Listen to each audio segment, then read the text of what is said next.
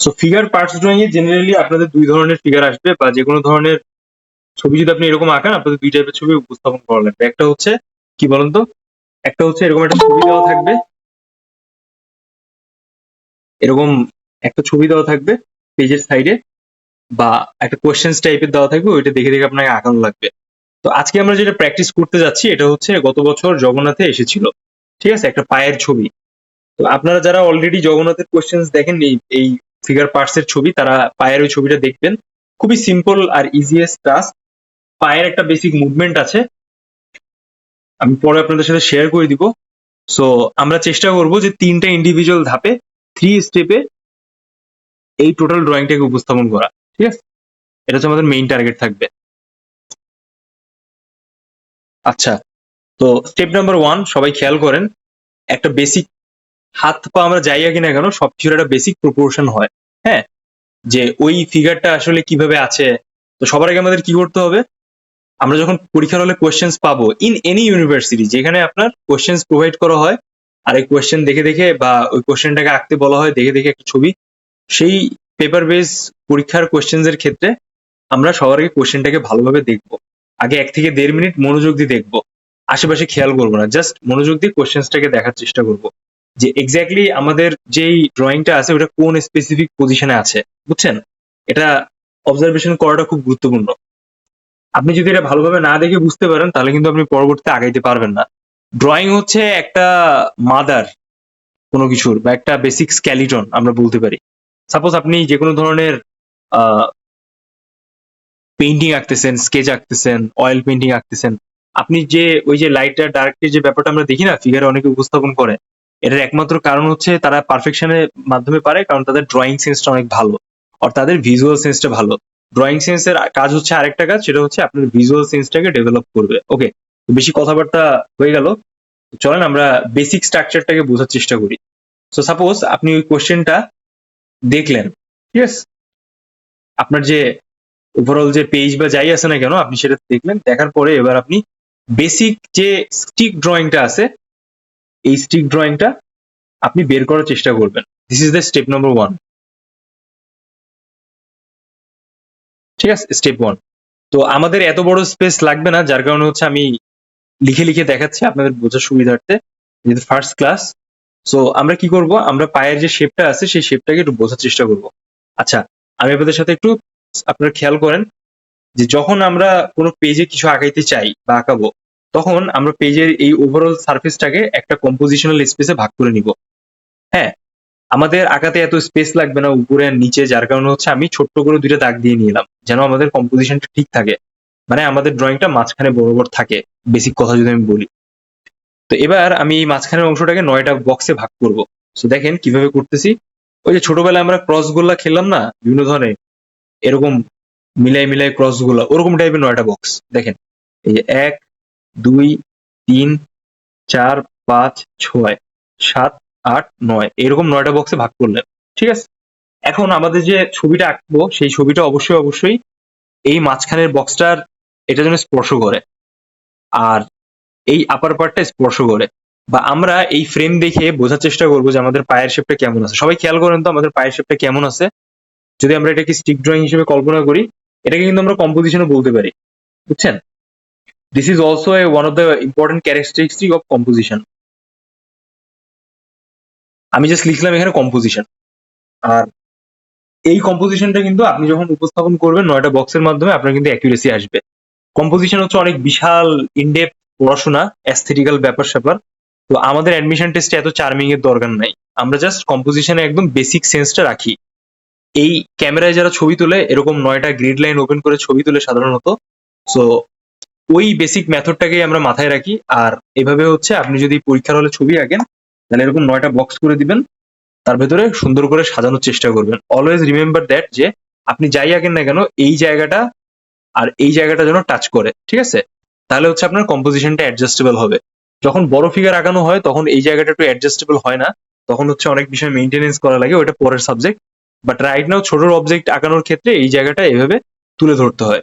So let's move on the next part. আমরা এবার যে কাজটা করব, আমরা হচ্ছে সরাসরি কি করবো বলেন তো, আমরা হচ্ছে সরাসরি হচ্ছে এই যে পায়ের শেপটা দেখতে পাচ্ছি, পায়ের শেপের স্টিক ড্রয়িংটা আঁকানোর চেষ্টা করব। খেয়াল করেন। তো আমরা হচ্ছে এই বরাবর একটা শেপ দিয়ে নিলাম বা দাগ দিলাম। দেন আমরা এই দাগটাকে আরো এখান থেকে এক্সটেন্ড করলাম। দেখেন, আপনার যেন দাগটা খুব বেশি পরিমাণে ডার্ক না হয়, এটা কিন্তু সবসময় মাথায় রাখতে হবে। দেন এখান থেকে হচ্ছে আমরা আরেকটা স্টিক ড্রয়িংটাকে কনভার্ট করে এই বরাবর নিলাম। ঠিক আছে, এই যে দেখেন, দেখছেন আমি কিন্তু এই স্টিক ড্রয়িংটাকে এখানে কনভার্ট করলাম। সেম ওয়ে আমরা এখান থেকে এই যে জায়গাটা আছে স্টিক ড্রয়িংটা,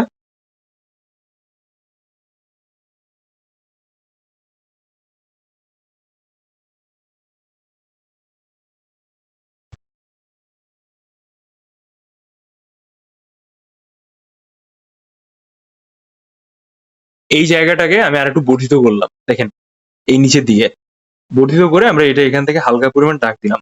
আমার কি প্রত্যেকটা লাইনে ভ্যানিশিং পয়েন্ট আসতেছে? সবাই কি বুঝতে পারতেছেন? এটা হচ্ছে আমাদের বেসিক ড্রয়িং, যেটা লাস্ট ক্লাস হচ্ছে এই উইকেন্ডে আমরা আগামীকালকে করব। ওকে, সো দেখেন আমি কিন্তু একটা প্রপার শেপ আনার চেষ্টা করলাম, তাই না? সো ডিয়ার স্টুডেন্টস, এখন আমাদের যে কাজটা করতে হবে, আমরা যে ওভাল সার্কেল শিখেছি তার উপর বেস করে আমরা এখান থেকে কিছু লাইন্স ক্রিয়েট করবো। দেখেন এইভাবে, যেন হচ্ছে আমাদের শেপটা ঠিক থাকে। দেন আমরা এখান থেকে আঙ্গুল দিব। খেয়াল করেন সবাই, we are trying to create a stick drawing again. দেখেন এরকম,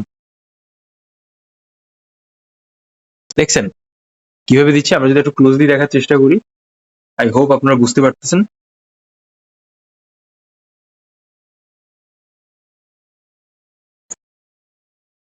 দেন এটা এইভাবে, এই। সো দেখেন আমাদের কিন্তু একটা বেসিক স্ক্যালিডন তৈরি হয়ে গেছে। আমরা লাস্ট হচ্ছে যেই ফিগারের পুতুল নিয়ে যে স্টাডি করেছিলাম, সেটাতে কিন্তু আমরা এই ব্যাপারগুলোকে বোঝার চেষ্টা করেছি। এইবার আমাদের যে কাজটা হচ্ছে, আমরা যে মডেলের ছবিটা দেখতে পাচ্ছি, সেই ছবিটায় যতগুলো বক্স আমরা চিন্তা করি বা কল্পনা করতে পারি, সেই বক্সগুলোকে কিভাবে খুব সুন্দর করে গুছিয়ে উপস্থাপন করা যায়, এই ব্যাপারটাকে এখানে আনা। হ্যাঁ, এটা সম্পূর্ণ আমরা লাইনের থ্রুতে করবো। আর এখানে যেভাবে ছবিটা আঁকানো আছে, এটা হচ্ছে টাইপ অফ ডিটেলস। বাট আমরা যারা ডিউতে এক্সাম দিব বা জেএনইউ তে এক্সাম দিব, তাদের জন্য শুধুমাত্র line drawing. We are not adding sketching technique, we are adding lines. আপনি লাইন ইচ্ছা মতো দিতে পারেন, ইটস ওকে, কিন্তু একটা ভ্যারিয়েশন যেন থাকে। ক্লিয়ার? যেগুলো যেগুলো জায়গায় অনেক বেশি পরিমাণে ডার্ক দেখা যাবে, সেগুলো যেন ডার্ক হয় ভালো। যেখানে অনেক বেশি পরিমাণে লাইট দেখা যাবে, সেই লাইট গুলো যেন হয়। তো আমাদের কম্পোজিশন কি ঠিক আছে? দেখেন তো, আমরা এই পার্টটা এইভাবে এখান থেকে উপস্থাপন করার চেষ্টা করেছি, আপার পার্ট আর এখান থেকে লোয়ার পার্ট। তো এই যে দুটো লাইন আছে, এই দুটো লাইনে কিন্তু আমাদের কম্পোজিশনটা আসতেছে, তাই না? আমরা কিন্তু এই দুটো লাইনে আঁকিনি, আমরা এই দুটো লাইনে আঁকছি, আর এটা মাঝামাঝি বরাবর। আই হোপ যে আপনারা কিছুটা হলেও ধরতে পারতেছেন আমি কি বলতে চাচ্ছি। ইন দ্য নেক্সট স্টেপ আমরা দেখেন কি করতে চাই। আমরা নেক্সট স্টেপে হচ্ছে ছোট ছোট বক্সের শেপ ক্রিয়েট করার চেষ্টা করব আমাদের টোটাল যে ড্রয়িংটা আছে এই ড্রয়িং এ। ওকে, তো সবার আগে আমরা টপ পজিশনে আসি। আমরা এখানে একটা ওভাল ক্রিয়েট করি। আচ্ছা, অনেকে বলতে পারেন যে ভাই আপনি যে ওভালটা নিলেন, এটা কিভাবে মেজর করেছেন? এটা মেজর না, এটা সম্পূর্ণ হচ্ছে আপনার চোখের আন্দাজের উপরে, বা আপনি যেই আহ, একটা প্রপার ছবি আঁকতে আঁকতে আইডিয়া জেনারেট করে ফেলেছেন তার উপরে। বা সব থেকে সহজ টেকনিক হচ্ছে, আপনি যে ছবিটা বা কোয়েশ্চেন পেপার পাবেন এ4 সাইজ পেপার এক্সাম হলে, ওর 1.5 গুণ বা 2 গুণ। তো এখন প্রশ্ন হচ্ছে 1.5 গুণ 2 গুণের হিসাব কি? মনে করেন যে এটা হচ্ছে আমার কোয়েশ্চেন, ঠিক আছে?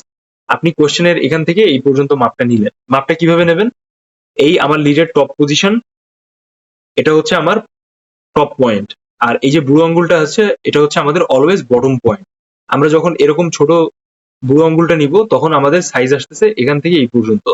যখন আমরা এটাকে আরো একটু পিছনে নিব, তখন আমাদের সাইজ কিন্তু এক্সটেন্ড করতেছে। Do you understand? I hope you understand. So চলেন আমরা আমাদের সেকেন্ড স্টেপটা কভার করি। সেকেন্ড স্টেপটা হচ্ছে আমাদের একটা বক্সের শেপ আঁকা, or what ever it is, আমরা যেটা দেখতে পাচ্ছি সেই জিনিসটাকে উপস্থাপন করা। ঠিক আছে, তো বক্সের শেপ আঁকার জন্য আমরা যেটা করব, যে আমাদের চিন্তা করতে হবে যে এখানে টোটাল কত টাইপস এর বক্স হতে পারে।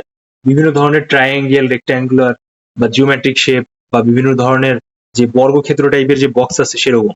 ক্লিয়ার? সো চলেন আমরা এখান থেকে শুরু করি। আমাদের এই যে ওভালের যে রেঞ্জ আছে, এই রেঞ্জ বরাবর আমরা এখান থেকে হালকা করে একটা লাইন টেনে দিব। এই দেখেন, দেখছেন আমার লাইনগুলো কিভাবে হচ্ছে? আপনি একটু ক্লোজলি যদি দেখেন বুঝতে পারবেন। দেখেন আমি একাধিক লাইন ক্রিয়েট করছি এখানে, আমার লাইনগুলো কিন্তু অনেক হালকা হচ্ছে। দেন আমি এই যে পয়েন্টটা আছে, এই পয়েন্ট থেকে আরো কিছু লাইন ক্রিয়েট করলাম। সেম ওয়ে আমি এখান থেকে এই শেপটাকে এভাবে নিলাম। আপনি একাধিক লাইন দিতে পারেন, ইটস ওকে, এটার কোনো প্যারা নাই, বাট ট্রাই করবেন যে অনেক বেশি পরিমাণে ডার্ক না হয়ে যায়। দেখছেন আমার কিন্তু এখানে ভ্যানিশিং পয়েন্ট পর্যন্ত আছে, এখানেও সেম ওয়ে আছে। এবার আমরা যে কাজটা করতে চাই, আমরা এই পাশের পার্টটা একটু নিচ থেকে এক্সটেন্ড করব, এই লাইন পজিশন থেকে এই নিচের অংশটা এরকম। দেখছেন আমি কিভাবে শেপটা নিলাম, এভাবে। আচ্ছা, এবার আমরা যেটা দেখতে যাচ্ছি এখানে, আমাদের এই যে স্পেসটা আছে, এই স্পেস বরাবর কিন্তু আরেকটা লাইনের শেপ আছে, তাই না? খেয়াল করেন এরকম।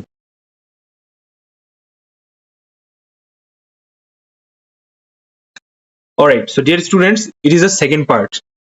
এটা হচ্ছে আমাদের ফার্স্ট বক্সের পার্ট হয়ে গেল। এবার এটা হচ্ছে আমরা যেটা আঁকছি, এটা হচ্ছে সেকেন্ড পার্ট।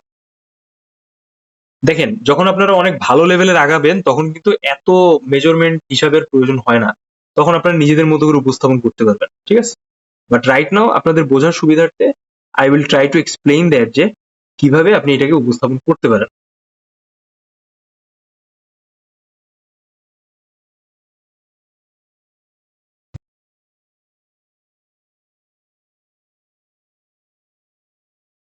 ক্লিয়ার?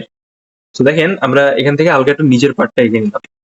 এবার আমরা যে কাজটা করব, আমরা হচ্ছে এই সাইডের পোর্শনটা ধরার চেষ্টা করব ইন দ্য সেম ওয়ে।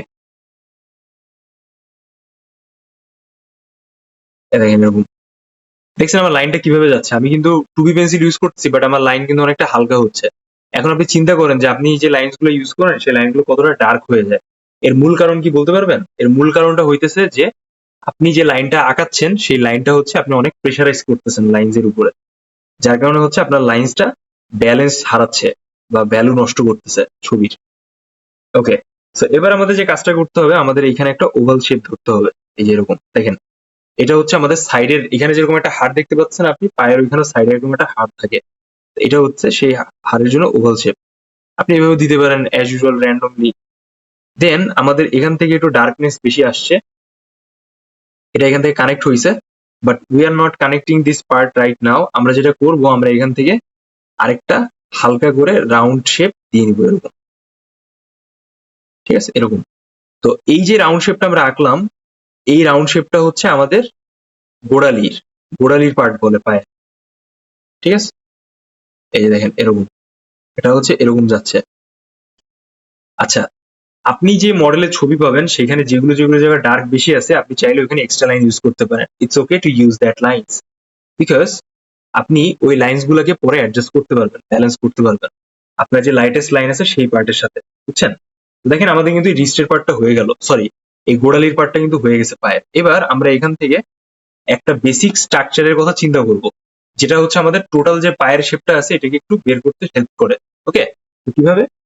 সবার আগে আমি এভাবে একটা লাইন দিলাম, আপনি স্টেপ বাই স্টেপও যেতে পারেন, ইটস ওকে, আমরা স্টেপ বাই স্টেপও যেতে পারি। সো আমরা যদি স্টেপ বাই স্টেপ যাই, আমাদের হচ্ছে এক একটা বক্স যেরকম আমরা এখানে উপস্থাপন করলাম, ঠিক সেম ওয়ে আমাদের এই পাশের পার্টটা উপস্থাপন করতে হবে। But I will always try to recommend you যে আপনি টোটাল শেপটাকে আগে ধরে ফেলেন পেজের উপরে, কারণ ওই স্টেপ বাই স্টেপ যাওয়ার ফলে হয় কি, অনেক সময় পায়ের শেপটা অনেক ছোট হয়ে যায়, হাতের শেপটা অনেক বড় হয়ে যায়, and there are so many difficulties. So বুঝতেই পারছেন আমি কি বলতে চাচ্ছি। সো দেখেন, এটা ছিল হচ্ছে আমাদের স্টিক ড্রয়িং এর লাইন, আর এটা হচ্ছে আমাদের আউটডোর লাইন, ঠিক আছে? আমরা এই পার্টের লাইনস গুলোকে হালকা করে দিচ্ছি কেন? Because this is our outdoor lines and the most lightest line. Lightest লাইনটা আমরা কোনটাকে বলতেছি? যেই লাইনটা আমরা হালকা করে আঁকতেছি সেটাকে আমরা লাইটেস্ট লাইন বলতেছি।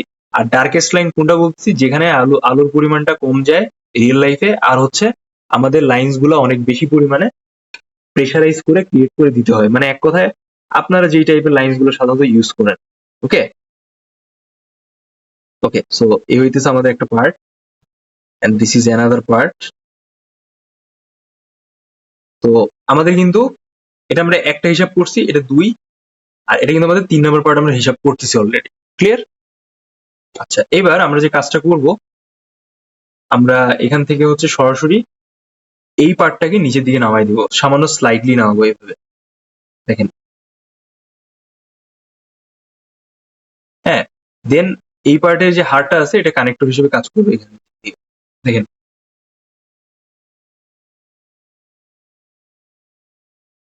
দেখেন এই হচ্ছে অবস্থা। ঠিক আছে, আমরা কিন্তু পায়ের এই মিডল স্পেসে কাজ করছি, এই স্পেসে কাজ করছি। সবাই এখানে খেয়াল করেন যে ছবিটা আমি আপনাদের মেসেঞ্জার গ্রুপে সেন্ড করেছি, ওই জায়গাটা খেয়াল করেন। ঠিক আছে, দেন এইবার আমাদের যে কাজটা করতে হবে, আমরা এই বুড়ো আঙ্গুলটা, পায়ের যে বুড়ো আঙ্গুলটা আছে, এটা কিভাবে দেখতে পাচ্ছি বলুন তো? এটা হচ্ছে এইভাবে আছে, এইভাবে এইভাবে আছে, তাই না? এইভাবে। সো আমাদের এটাকে এভাবে উপস্থাপন করার চেষ্টা করতে হবে ইন দ্য সেম ওয়ে। খেয়াল করুন সবাই। সো এইখানে যে পার্টটা আছে, এই পার্টটা কিন্তু একটু ডেপথ টাইপের পার্ট, হ্যাঁ?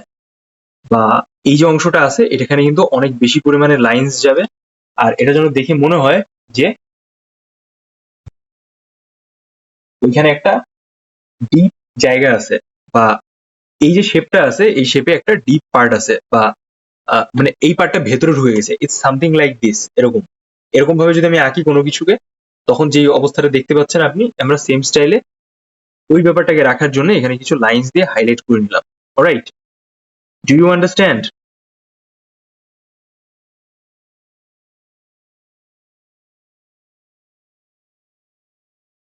ওকে, সো এবার আমরা যে কাজটা করতে চাই, আমরা এখান থেকে হচ্ছে একটা হালকা বেসিক শেপ নিয়ে নিলাম।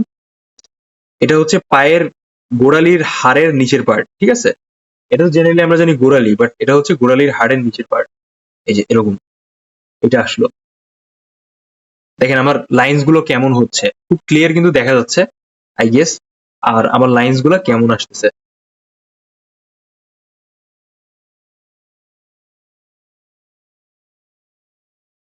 দেন এই লাইন্স গুলো এভাবে ঢুকে যাবে। ক্লিয়ার? এবার দেখেন আমাদের কিন্তু এখান থেকে এখানে একটা দূরত্ব ছিল, তাই না? এটা স্লাইটলি হালকা নিচের দিকে চলে আসছে, এরকম।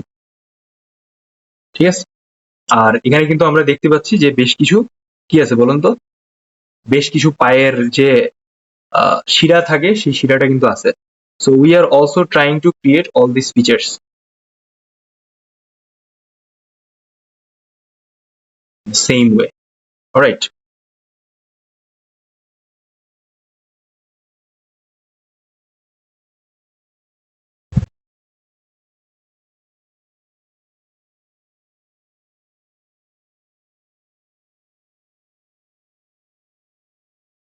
সবাই কি বুঝতে পারতেছেন?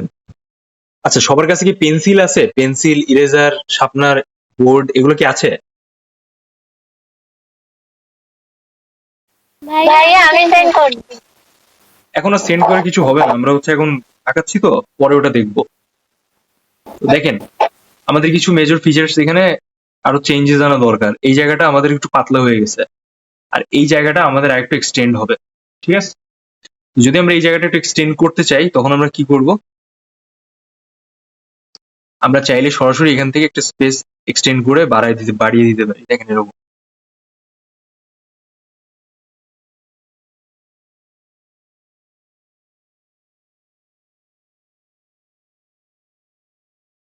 এটা কিন্তু একটা হাড়ের শেপ এখানে যেটা আমি দিচ্ছি। তো দেন এটা আমরা এভাবে কানেক্ট করব। ইন দ্য সেম ওয়ে এখানে আমরা এরকম কিছু লাইন দিলাম, এটা আমি পরে অ্যাডজাস্ট করতে পারবো। আমাদের এই যে পায়ের আঙ্গুলটা আছে, এই পায়ের আঙ্গুলটাকে আমরা সবার আগে বের করবো, কারণ আমরা জানি অলরেডি যে আমাদের এই যে সাইড বা জায়গাটা আছে, এই জায়গাটা কিন্তু মেকআপটা অলরেডি হচ্ছে এই জায়গার সাথে, এই অবস্থা, এই স্পেসের সাথে।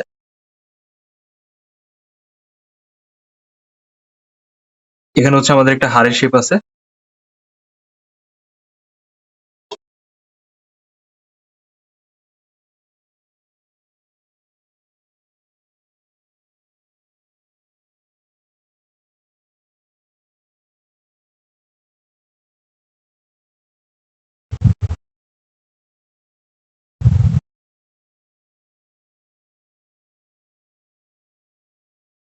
এই যে দেখেন। সো আই গেস আপনি একটু এখান থেকে এই পাশে স্পেসের একটা আইডিয়া পেয়ে গেছেন অলরেডি, তাই না? যে এই জায়গাটা এক্স্যাক্টলি শেপটা কেমন আসবে বা আসতে পারে, আর এই জায়গার শেপটা এক্স্যাক্টলি কেমন আসবে। তো এই যে স্টিক ড্রয়িংটা আমরা করেছিলাম, এই স্টিক ড্রয়িং এর মাঝামাঝি জায়গার দিক থেকে আমরা এরকম ছোট্ট করে লাইন টেনে নিচ্ছি। দেখেন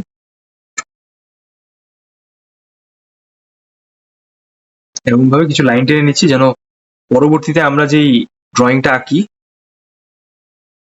সেই ড্রয়িং এর অবস্থাটা যেন একটা অ্যাডজাস্টেবল ওয়েতে থাকে। ঠিক আছে?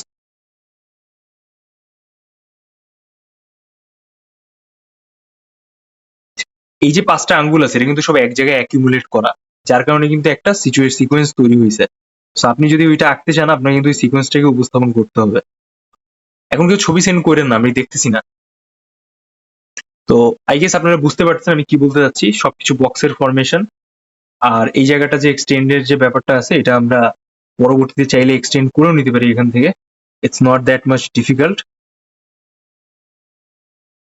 এই যে এভাবে আমরা এটাকে এরকম এক্সটেন্ড করে নিতে পারি, তখন আমাদের এই যে সাইড দুটো জায়গাটা আছে এটাকে একটা অ্যাডজাস্টেবল মনে হবে। ঠিক আছে? হুট করে মনে হবে না যে জায়গাটা কিছুটা কম বেশ হয়ে গেছে। ওকে, আচ্ছা। তো যাই হোক আমরা বেসিক শেপটা ধরে ফেললাম, এবার হচ্ছে আমরা এপাশে আঙুলটাকে আঁকবো। এটা সব থেকে এই আঙুলটা হাইর অবস্থায় আছে। তো দেখেন আমাদের বক্সের শেপটা এক্স্যাক্টলি কেমন আসতেছে। এরকম।